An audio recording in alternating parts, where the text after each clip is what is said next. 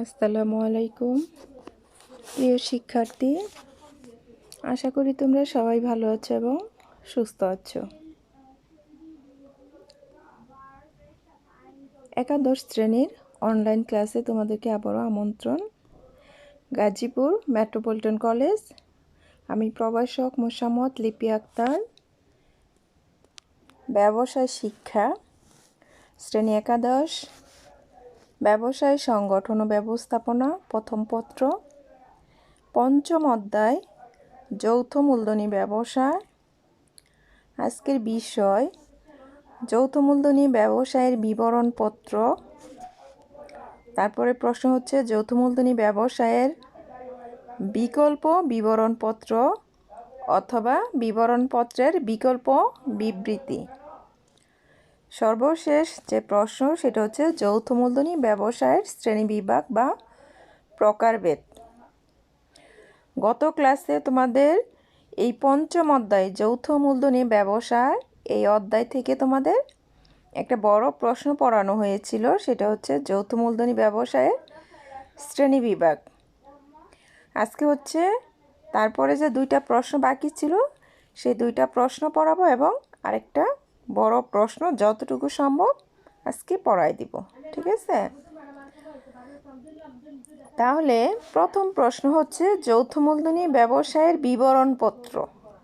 এই বিবরণপত্র সম্পর্কে ধারণা বা বিবরণপত্র বলতে আমরা কি বুঝি?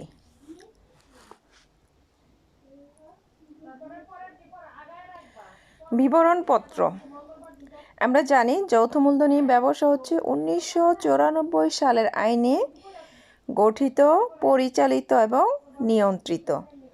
তাহলে 1994 সালে কোম্পানি আইন 42 ধারায় বিবরণপত্রের আবশ্যকতা উল্লেখ করা রয়েছে। মানে এটা কি অবশ্যই কি করতে হবে, এটাকে গুরুত্ব দিতে হবে এবং এটা কি এই ব্যবসার জন্য আবশ্যকতা রয়েছে, অবশ্যই কি লাগবে, ঠিক আছে? আর এই বিবরণপত্রটা হচ্ছে পাবলিক লিমিটেড কোম্পানির একটা গুরুত্বপূর্ণ দলিল। পাবলিক দুইটা প্রতিষ্ঠান, একটা হচ্ছে প্রাইভেট লিমিটেড কোম্পানি আর একটা হচ্ছে পাবলিক লিমিটেড কোম্পানি। তাহলে পাবলিক লিমিটেড কোম্পানি হচ্ছে সরকারি প্রতিষ্ঠান, তাহলে এই পাবলিক লিমিটেড কোম্পানি এর জন্য বিবরণপত্রটা কি একটা গুরুত্বপূর্ণ দলিল, ঠিক আছে? যা হচ্ছে শেয়ার ঋণপত্র বিক্রি করার সময় কি করতে হয়, সেটা ইস্যু করতে হয়, ঠিক আছে? তাহলে সংজ্ঞা মুখস্থ করতে হবে। বিবরণপত্র কি? বিবরণপত্র হচ্ছে শেয়ার বা ঋণপত্র ক্রয়ের আহ্বান সম্মিলিত দলিল। বিবরণপত্র হচ্ছে শেয়ার বা ঋণপত্র ক্রয়ের আহ্বান সম্মিলিত দলিল। তাহলে পাবলিক লিমিটেড কোম্পানি যখন কি শেয়ার এবং ঋণপত্র জনসাধারণের কাছে বিক্রি করবে, জনসাধারণকে যখন কি শেয়ার ঋণপত্র ক্রয়ের জন্য আহ্বান করবে, সেই আহ্বান করার সময় যেই দলিলটা ইস্যু করতে হয় সেই দলিলের নাম হচ্ছে বিবরণপত্র, ঠিক আছে? তাহলে পাবলিক লিমিটেড কোম্পানি যখন তারা কি করবে, শেয়ার ঋণপত্র জনসাধারণের কাছে বিক্রি করবে, জনসাধারণকে যখন শেয়ার এবং ঋণপত্র ক্রয়ের জন্য আহ্বান জানাবে, সেই আহ্বান জানানোর জন্য যেই দলিলটা ইস্যু করতে হবে সেটাই হচ্ছে কি বিবরণপত্র। নিচে সংজ্ঞা আছে, দেখো, অবশ্যই মুখস্থ করতে হবে। পাবলিক লিমিটেড কোম্পানি শেয়ার বা ঋণপত্র ক্রয়ের জন্য জনসাধারণের উদ্দেশ্যে যেই দলিল ইস্যু করে তাকে বিবরণপত্র বলা হয়। তাহলে এখানে কি সংজ্ঞার মধ্যে বিস্তারিত সব কিছু লেখা আছে যে পাবলিক লিমিটেড কোম্পানি শেয়ার বা ঋণপত্র ক্রয়ের জন্য জনসাধারণের উদ্দেশ্যে যেই দলিল প্রস্তুত করে বা যেই দলিল ইস্যু করে তাকে বিবরণপত্র বলা হয়, ঠিক আছে? তাহলে এই হচ্ছে বিবরণপত্র। আর অনেক সংজ্ঞা আছে, তোমরা তোমাদের বই থেকে মুখস্থ করে নেবা, ঠিক আছে? তারপর হচ্ছে আরেকটা প্রশ্ন এখানে ছিল, ছোট প্রশ্ন, সেটা হচ্ছে বিকল্প বিবরণপত্র অথবা বিবরণপত্রের বিকল্প বিবৃতি।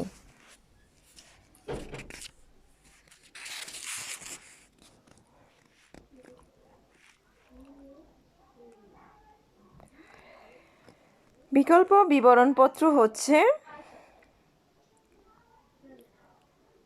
কোনো কোম্পানি জনসাধারণের উদ্দেশ্যে প্রসপেক্টাস ইস্যু না করে বা বিবরণপত্র ইস্যু না করে নিবন্ধকের নিকট দাখিলের উদ্দেশ্যে যেই বিবরণী প্রস্তুত করে তাকে বিকল্প বিবরণপত্র অথবা বিবরণপত্রের বিকল্প বিবৃতি বলা হয়। আচ্ছা, এখানে একটা সংজ্ঞা লিখে দেওয়া আছে, তোমরা এখান থেকে মুখস্থ করতে পারো।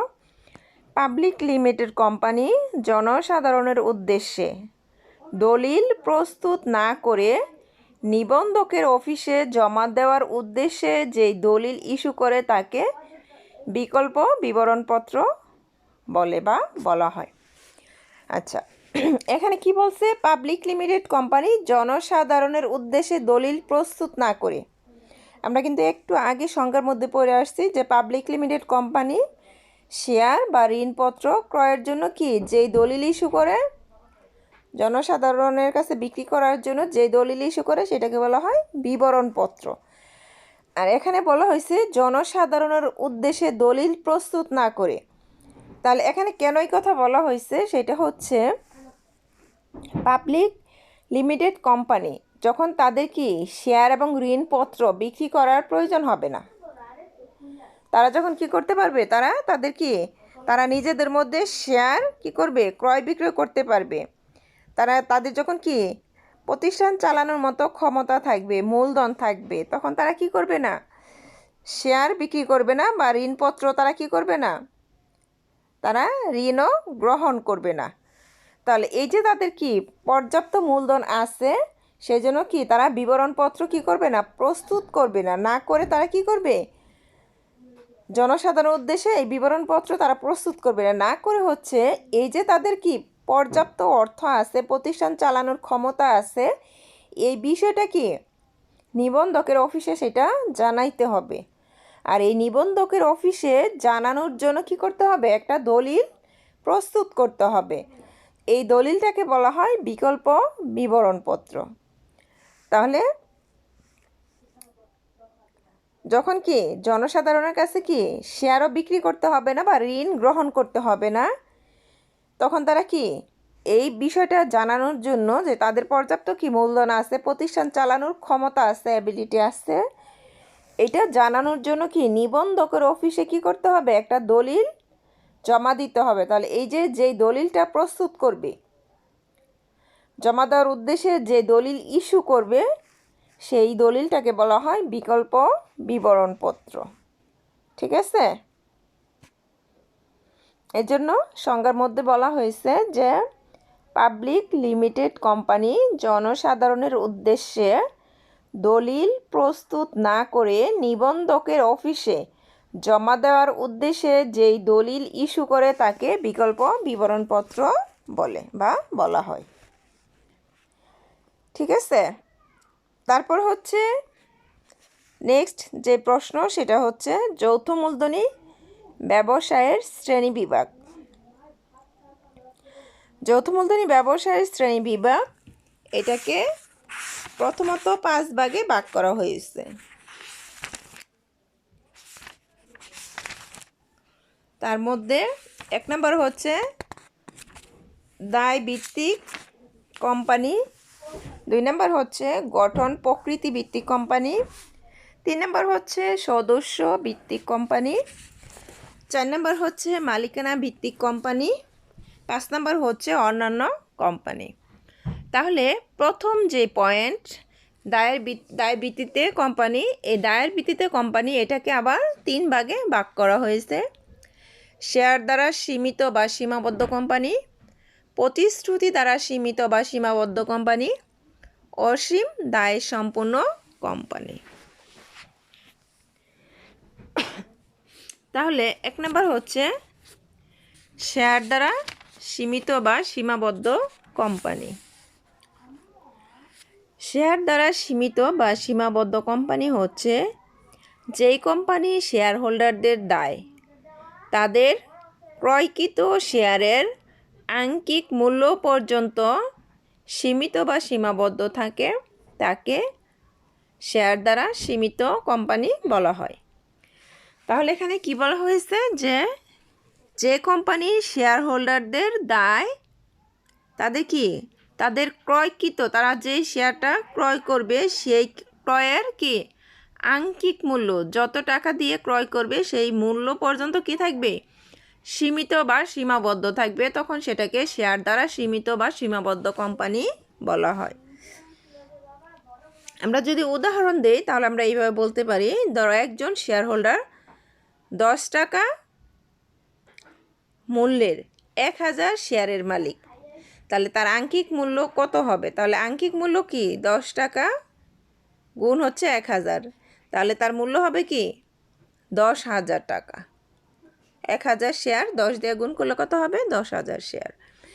তাহলে কোম্পানি অতিরিক্ত দায়গ্রস্ত হয়ে গেলে উক্ত শেয়ার হোল্ডারকে কোনোভাবে অতিরিক্ত দেনার জন্য তারা করতে পারবে না, দায়বদ্ধ করতে পারবে না, শুধুমাত্র সর্বোচ্চ 10,000 টাকা পর্যন্ত সে দায়বদ্ধ থাকবে। ঠিক আছে, এটাকে বলা হয় শেয়ার দ্বারা সীমিত বা সীমাবদ্ধ কোম্পানি। 2 নম্বর হচ্ছে প্রতিশ্রুতি দ্বারা সীমিত বা সীমাবদ্ধ কোম্পানি। প্রতিশ্রুতি দ্বারা সীমিত বা সীমাবদ্ধ কোম্পানি হচ্ছে যে সীমিত দায়সম্পন্ন কোম্পানি শেয়ার হোল্ডারগণ তাদের ক্রয়কৃত শেয়ারের আংশিক মূল্য ছাড়া, সীমিত দায়সম্পন্ন যে কোম্পানির শেয়ার হোল্ডার আছে তাদের ক্রয়কৃত যে শেয়ারের আংশিক মূল্য আছে সেটা পর্যন্ত সীমাবদ্ধ থাকবে। তাছাড়াও আরও অতিরিক্ত বা কোম্পানির নির্দিষ্ট দায়ের জন্য তারা করবে? প্রতিশ্রুতি প্রদান করবে, এবং এই সীমিত দায় বহন করার পরেও পরবর্তীতে নির্দিষ্ট দায়ের জন্য তারা করবে? যখন প্রতিশ্রুতি প্রদান করবে যে পরবর্তীতে যদি আরও কোনো দায়ের সৃষ্টি হয় তাহলে তারা করবে? সেই দায়টা বহন করবে। এই লক্ষ্যে যদি তারা করে? প্রতিশ্রুতি প্রদান করে বা প্রতিশ্রুতিবদ্ধ হয়, তখন তাকে বলা হবে? প্রতিশ্রুতি দ্বারা সীমিত বা সীমাবদ্ধ কোম্পানি বলা হবে।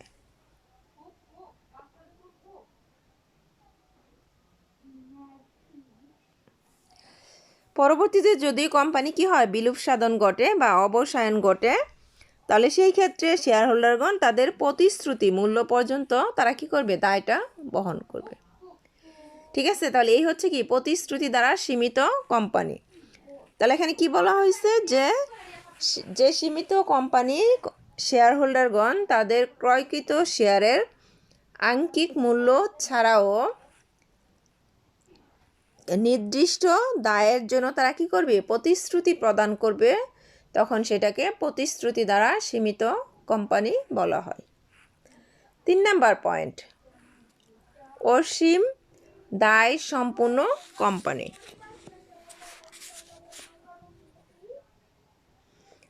যেই সব নিবন্ধিত কোম্পানিতে সদস্যগণের দায় অসীম হয়, যেই সব নিবন্ধিত কোম্পানিতে যৌথ মূলধনী ব্যবসায় নিবন্ধন বাধ্যতামূলক, তাহলে সেই ক্ষেত্রে যেই সব নিবন্ধিত কোম্পানিতে সদস্যগণের দায় অসীম হয়ে থাকে তাদের অসীম দায় সম্পন্ন কোম্পানি বলা হয়ে থাকে। এই ক্ষেত্রে কোম্পানির শেয়ার হোল্ডারগণ কোম্পানির দায়ের ক্ষেত্রে দেউলিয়া হওয়ার পূর্ব পর্যন্ত তারা দায়বদ্ধ থাকবে। কোম্পানির শেয়ার হস্তান্তরযোগ্য এবং শেয়ার হোল্ডারদের সংখ্যা নির্দিষ্ট কোনো সীমা থাকবে না। এক্ষেত্রে তাদের হস্তান্তরযোগ্য এবং শেয়ার হোল্ডারদের সংখ্যার এখানে থাকবে না, কোনো নির্দিষ্ট সীমা থাকবে না। বর্তমানে এই ধরনের কোম্পানি নেই বললেই চলে। ঠিক আছে, বর্তমানে অসীম দায় সম্পন্ন কোম্পানির সংখ্যা একেবারেই নাই। ঠিক আছে, তাহলে তারপরে হচ্ছে গঠন প্রকৃতি ভিত্তিক কোম্পানি। এটাকে 3 ভাগে ভাগ করা হয়েছে। এক নম্বর হচ্ছে সনদপ্রাপ্ত কোম্পানি, 2 নম্বর হচ্ছে বিধিবদ্ধ কোম্পানি, 3 নম্বর হচ্ছে নিবন্ধিত কোম্পানি। 1 নম্বর ইম্পর্টেন্ট পয়েন্ট, মনোযোগ দিয়ে শুনবা। 1 নম্বর হচ্ছে সনদপ্রাপ্ত কোম্পানি। 1844 সালে কোম্পানি আইন প্রবর্তনের পূর্বে 1844 সালে সর্বপ্রথম কি কোম্পানি আইন প্রবর্তন করা হয়। এই 1844 সালের কোম্পানি আইন প্রবর্তনের পূর্বে রাজা রানীদের বিশেষ আদেশ বলে যেই কোম্পানি গঠিত হয় সেটাকে সনদপ্রাপ্ত কোম্পানি বলা হয়। তাহলে 1844 সালের কোম্পানি আইন প্রবর্তনের পূর্বে রাজা রানীদের বিশেষ আদেশ বলে বা আদেশে যে কোম্পানি গঠিত, পরিচালিত এবং নিয়ন্ত্রিত হয়েছিল সেটাকে সনদপ্রাপ্ত কোম্পানি বলা হয়। রাজকীয় সনদ বা ঘোষণার মাধ্যমে গঠিত হয় বলে এইরূপ কোম্পানিকে সনদপ্রাপ্ত কোম্পানি বলা হয়ে থাকে। ইংল্যান্ডে কোম্পানি আইন প্রবর্তনের পর ইংল্যান্ডে সর্বপ্রথম কি কোম্পানি আইন প্রবর্তন করা হয়। সেই আইন প্রবর্তনের পরে এইরূপ সনদপ্রাপ্ত কোম্পানির যে প্রথা ছিল সেটা কি করা হয়, বাতিল করা হয়। বর্তমানে কি সনদপ্রাপ্ত কোম্পানি কি নেই বললে চলে। কিছু কিছু প্রতিষ্ঠান আছে, যেমন তার মধ্যে আছে ইস্ট ইন্ডিয়া কোম্পানি, হাডসন বে company, the bank of England, the charter bank of Australia, chartered mercantile bank of India. এগুলো হচ্ছে কি এই সনদপ্রাপ্ত কোম্পানি এর উদাহরণ। 2 নম্বর হচ্ছে বিধিবদ্ধ কোম্পানি। বিধিবদ্ধ কোম্পানি হচ্ছে দেশের আইন পরিষদ, পার্লামেন্ট, রাষ্ট্রপ্রধান, আমাদের দেশে হচ্ছে জাতীয় সংসদ কর্তৃক বিশেষ আইনের মাধ্যমে গঠিত কোম্পানিকে বিধিবদ্ধ কোম্পানি বলা হয় অথবা সংবিধিবদ্ধ কোম্পানি বলা হয়ে থাকে। তাহলে সংবিধিবদ্ধ কোম্পানি হচ্ছে দেশের আইন পরিষদ, পার্লামেন্ট, সরকার প্রধান, রাষ্ট্রপ্রধান, জাতীয় সংসদ কর্তৃক বিশেষ আইনের মাধ্যমে গঠিত কোম্পানিকে বিধিবদ্ধ কোম্পানি বলা হয়ে থাকে। এরূপ কোম্পানি দেশের প্রচলিত কোম্পানি আইন দ্বারা গঠিত, নিয়ন্ত্রিত না হয়ে পাশকৃত বিশেষ আইন দ্বারা পরিচালিত হয়ে থাকে। বিশেষ আইনের মাধ্যমে কি এগুলা পরিচালিত হয়। বিশেষ আইন দ্বারা সৃষ্ট বিদায় কোম্পানি গঠন প্রক্রিয়ার সাথে এটির পুরোপুরি মিল নাও থাকতে পারে। সাধারণত আর্থসামাজিক উন্নয়নের লক্ষ্যে এইরূপ কোম্পানি গঠিত হয়ে থাকে। যেমন বাংলাদেশ কৃষি উন্নয়ন কর্পোরেশন, শিল্প উন্নয়ন কর্পোরেশন, ওয়াসা, DESA, reserve bank of India. এগুলো হচ্ছে কি বিধিবদ্ধ কোম্পানির উদাহরণ। তাহলে কি আছে যে বাংলাদেশ কৃষি উন্নয়ন কর্পোরেশন, শিল্প উন্নয়ন কর্পোরেশন, ওয়াসা, DESA, reserve bank of India, এগুলো সব হচ্ছে বিধিবদ্ধ কোম্পানি। তারপর হচ্ছে নিবন্ধিত কোম্পানি।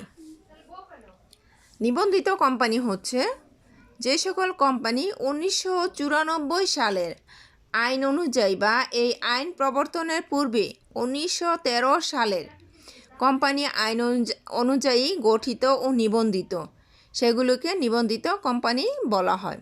তাহলে এখানে কি বলা হয়েছে যে যেই সকল কোম্পানি 1994 সালের আইন অনুযায়ী, সেগুলো তো সবই কি নিবন্ধিত কোম্পানি, যেহেতু 1994 সালে আইনে কি করা হয়েছে, নিবন্ধন বাধ্যতামূলক করা হয়েছে। তাহলে 94 সালের পরে যত কোম্পানি আছে সবই হচ্ছে নিবন্ধিত কোম্পানি। এই আইন প্রবর্তনের পূর্বে যে আইনটা ছিল সেটা হচ্ছিল 1913 সালের কোম্পানি আইন।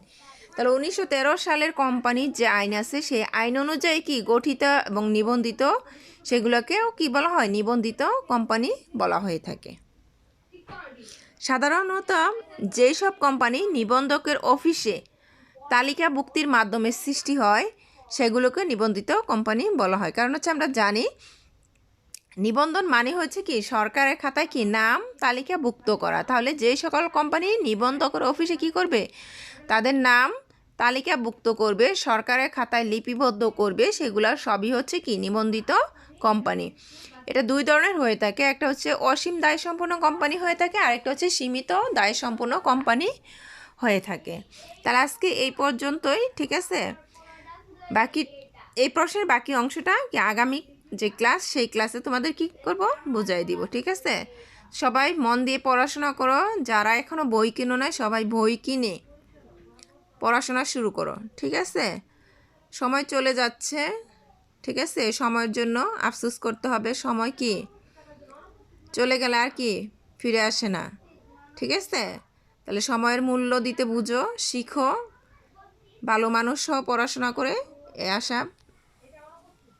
আল্লাহ হাফেজ।